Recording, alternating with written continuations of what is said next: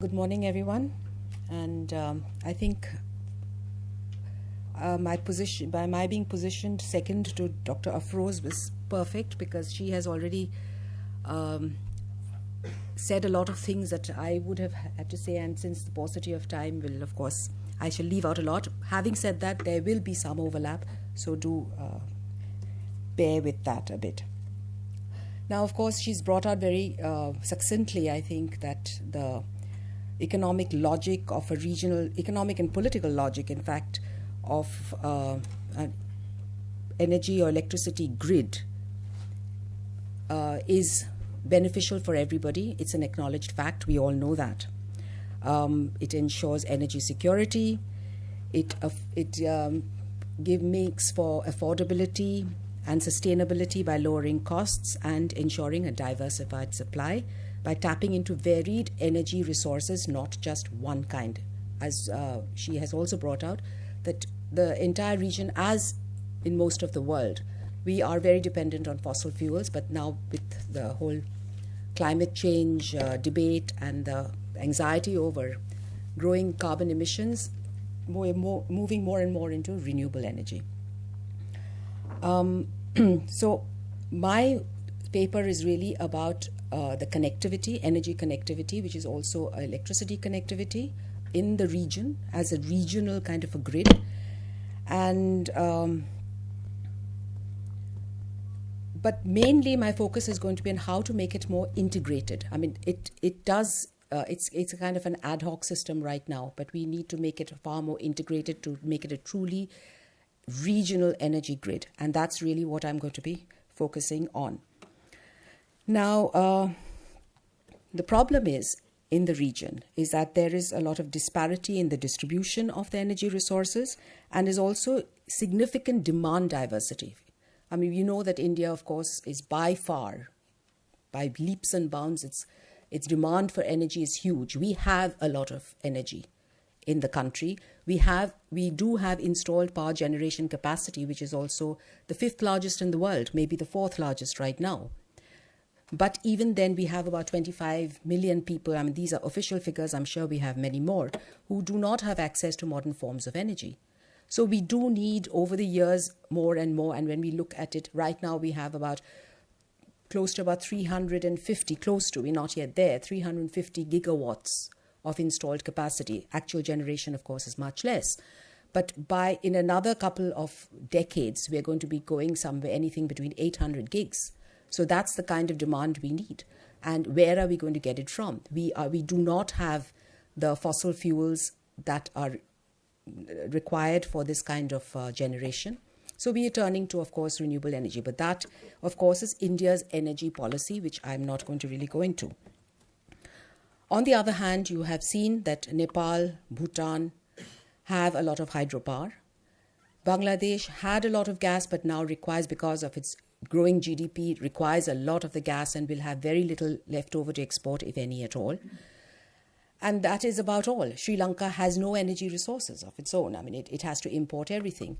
To the west, Pakistan is also energy deficient, but it is not part of the SAARC energy ring. I mean, it had, because of differences with India, it has not been able to really integrate very well within the SAARC energy ring that was formulated in 2004, but has really not really reached anywhere close to its potential, forget potential, even its implementation.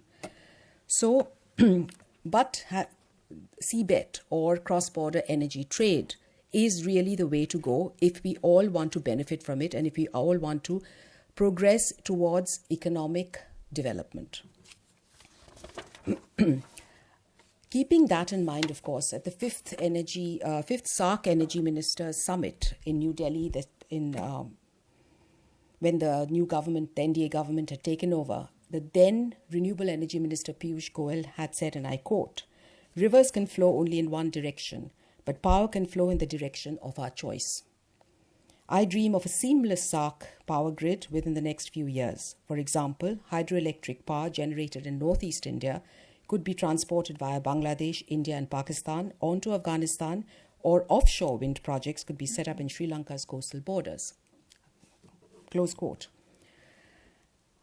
Of course, the technical and economic viability and feasibility of a South Asian electric grid has been established. We all know that.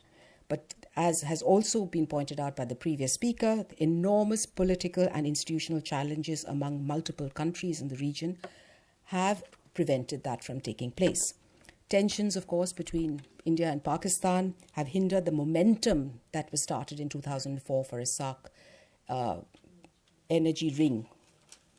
And because the grouping, of course, there has to be consensus, so nothing's really happened, as a result of which that's been stymied.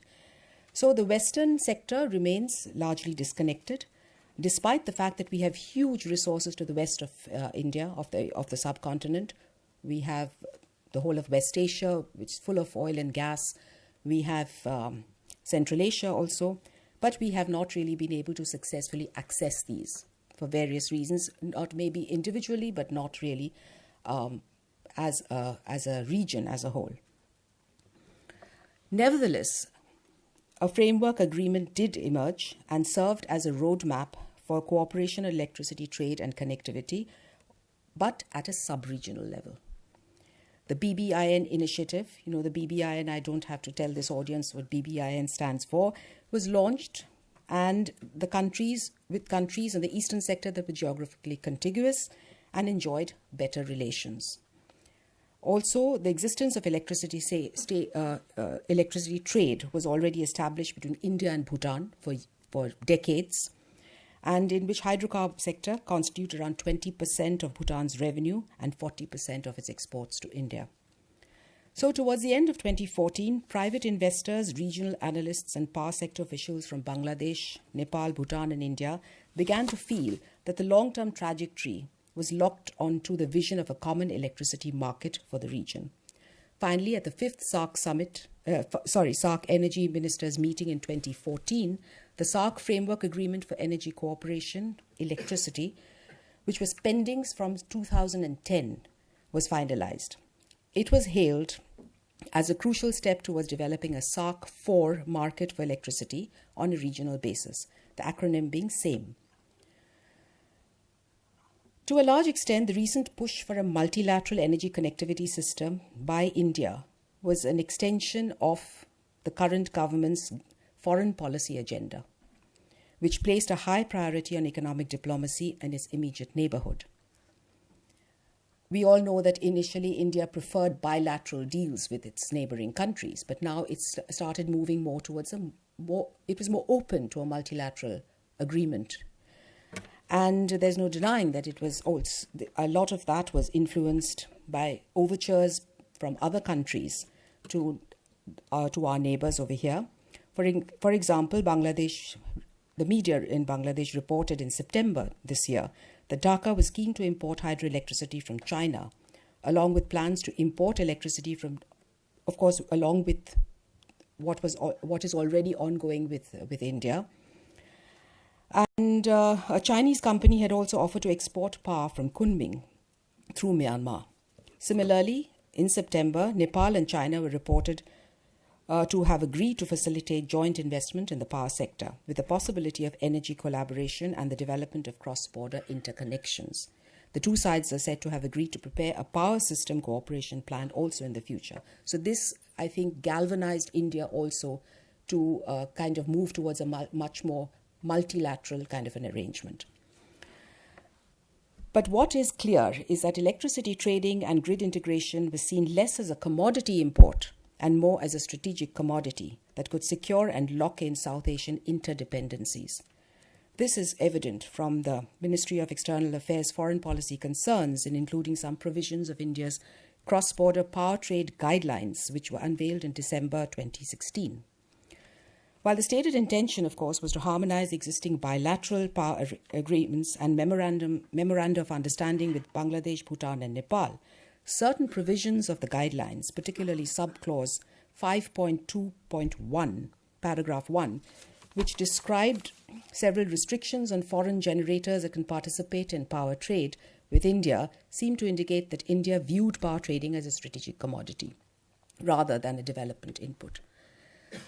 But of course, following massive opposition from Nepal and Bhutan, this they have said that they're going to withdraw. I'm not too sure whether this has been withdrawn as yet, but a commitment has been made that this clause is going to be changed or removed altogether. Of course, having said that, regional power cooperation has come a long way from the exchanges of power between small border towns and early ideas for an energy ring.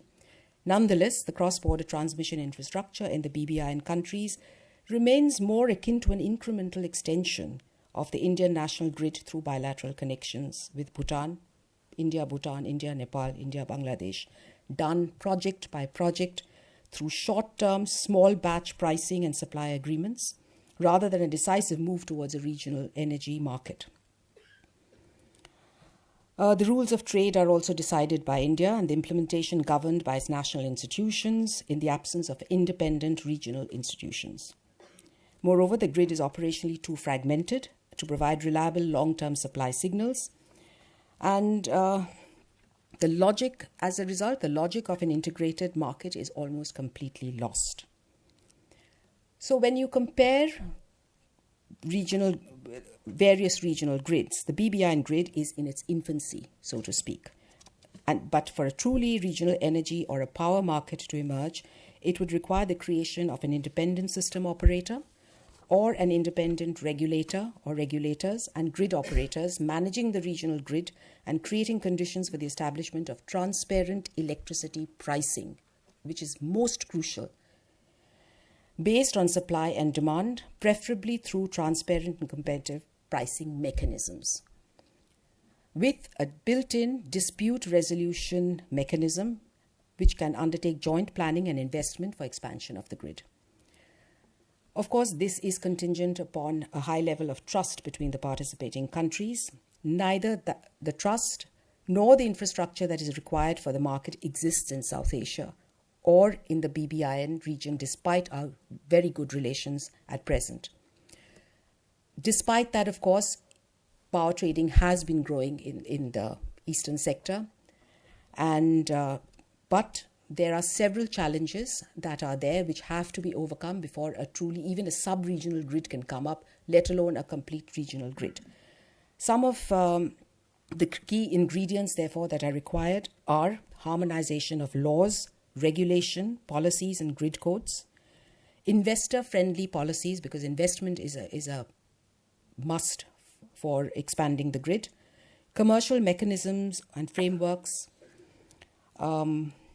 fair transmission pricing, access to transmission networks, developing effective congestion management systems, settlement rights, allocation of risks and dispute resolution mechanisms, adequate evacuation plans and infrastructure, and development of power market and trading.